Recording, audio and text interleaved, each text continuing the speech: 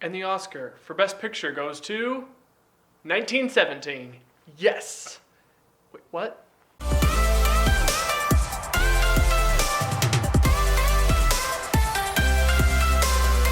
1917.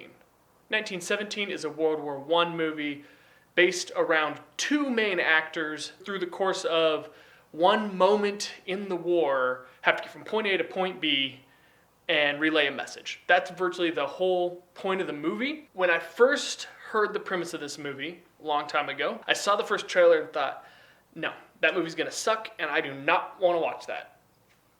That was my thought. And then a week before I did go see it, my friend said, have you seen 1917 yet? I was like, no. I said, well, that is a very special movie. And I was like, oh, really? And for that friend to say that, that meant a lot. So I kind of was a little more excited to go see it. Then I saw it, and I don't want to say it's the best movie I've seen since There Will Be Blood, but it's the best movie I've seen since There Will Be Blood. 1917 is, in my opinion, a perfect movie based on the restrictions and parameters it set for itself. There are bigger movies. The Godfather is a huge movie. I think it's perfect for what it is. Now, there is no such thing as a perfect movie, but I say perfect, meaning I can't think of anything I would change in the movie. 1917 takes this very small story. Two guys need to get from point A to point B, and we're gonna do it with no cuts in the movie. Go. And that just sounds boring to me. You have to have a master of cinematography, a master of directing especially. Everyone that works on the movie has to be just completely on their A game in order to pull this off. The actors have to be so good. So let's talk about actors for a minute before we talk about the big things that everyone knows about this movie. So the actors in this movie were Dean Charles Chapman, who was actually in Game of Thrones. He's kind of the only thing I've seen him in. And George McKay, he's been in a little more, but neither one is very well known.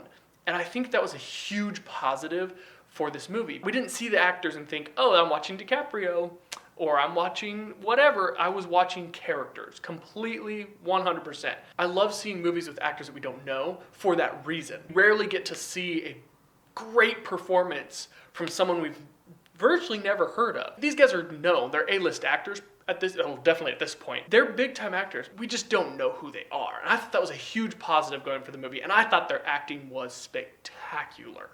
I mean, some of the stuff they have to pull off in this movie is insane. A lot of people were praising DiCaprio for The Revenant. Now, a lot of them were praising him for The Revenant because of the hardship he had to go through to make that movie, being in cold water. And it's like, yeah, okay, whatever. I would do that for that kind of money. But these guys, they have to pull off these complex acting performances through multiple 5, 6, 7, 8 minute long takes, and you mess up one line of dialogue, restart.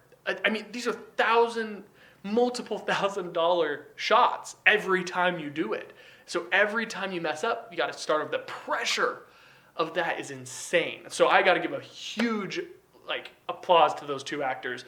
Now, they weren't really recognized by anyone. The Academy definitely didn't recognize them, but I think that they just got not enough credit for what they did in this movie. Another thing I thought this movie did well was that it was actually more of a thriller than a drama. I was expecting kind of a drama with some action here. That, man, this is so intense. I was on the edge of my seat, literally. I remember sitting there going, wait, I'm not even sitting back in my seat watching this movie. I was up, just totally engaged in the movie. I realized my heart rate was going up and up and up as the movie got going. It was just so great to be in a movie that built to this kind of intensity. And that's funny, the two best movies this year, 1917 and Parasite, both were hidden thrillers.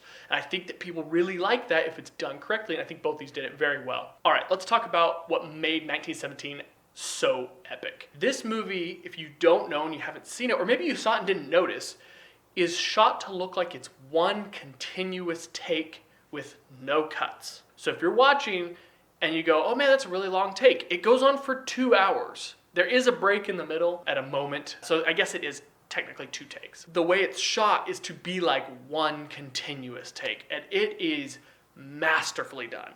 You can do this correctly, and you can do it very incorrectly. There's not really middle ground. You don't go, they kind of pulled that. You either do or don't pull off a oneer. A oneer's a long take. To make a oneer an entire movie means you have to be so good at prepping and choreographing everything over and over. I believe the actors worked for 6 months of prep for this movie, just walking through scenes. They would pace it out and they go, okay, you're walking too fast, so you need to slow down to get to the dialogue, because they know where the cuts need to be in the movie so they can blend them to make them look like a single take. That is extremely difficult to do.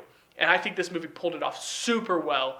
I think it worked to benefit the story instead of just being a gimmick. And a lot of people I see criticizing this movie as a gimmick. They're like, oh, it's a technical great movie, but the story, man, and all this stuff. I'm like, man, did you watch the same movie I watched? The story was so good. I was so close to crying at moments during this movie. It was just so powerful. I don't know how you cannot be engaged completely with the story. They're like, there wasn't enough backstory to the characters. I'm like, that's not what they were going for. It's 2 hours of these people's life running from point A to point B and trying not to die. I don't need backstory. Now, they gave you enough that you cared about the characters so much that when certain things happened, man, you were really concerned about what might happen and what might not. There's a scene later in the movie where there's a whole bunch of soldiers sitting down listening to one guy sing a song. It's like I say 5 minutes, probably like 30 seconds, of a moment where we just slowly push into this guy singing to all these soldiers that are about to go die. And it is so powerful. It was a great example of writing a story that has great ups and great slow moments, and great ups and great slow moments. Because you can't just have it be super intense the whole time. It doesn't work. I mean, that's exhausting.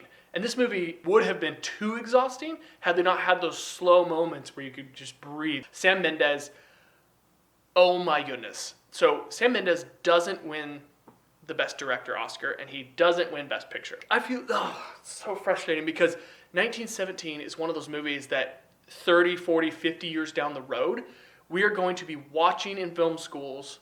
Although there won't be film schools in 40 years, everybody's just going to be online. People will be referencing 1917 as this masterpiece, master class of cinematography, directing, acting, set design, production design. Very few people will still be talking about Parasite. I think Parasite is amazing. In the scheme of cinema going down the road, 1917 is the movie we're going to be talking about. It's going to be like There Will Be Blood, Nothing, 1917. Those will be the 2 movies from the early 2000s that we're talking about the most in 30 or 40 years. That's my guess, my opinion. Take it for what you want, but that's why I'm here reviewing movies, right? So you can get my opinion. Roger Deakins did win the Academy Award for Best Cinematography. I don't know if I've ever watched an Oscar ceremony where there was an award that was so obviously going to be given to a certain person. Every time there's always that one guy, you're like, oh yeah, he's definitely the favorite. He's got that in the books, and he wins. This was so much so a win for Roger Deakins that I can't imagine what the Vegas betting line would have been. He deserved it 100%. Not for a second do I think he shouldn't have deserved it. They did some crazy things, and I think that 1917 is one of those movies that if you don't go see it in a theater, which at this point you probably can't, if you can see it on the biggest screen possible with the best sound system, do it. You will regret watching it on your phone or on your laptop. Get to a big screen. Go to somebody's house with a home theater. Do it. Because 1917 is super special. It's without a doubt my favorite movie from last year, and I think it's the best movie from last year, and I also think it's the best movie since There Will Be Blood. That's where I currently stand on that. Maybe in a few months I'll think differently. There is one negative to this movie, and it's not really a problem with the movie, it's more with the people watching the movie.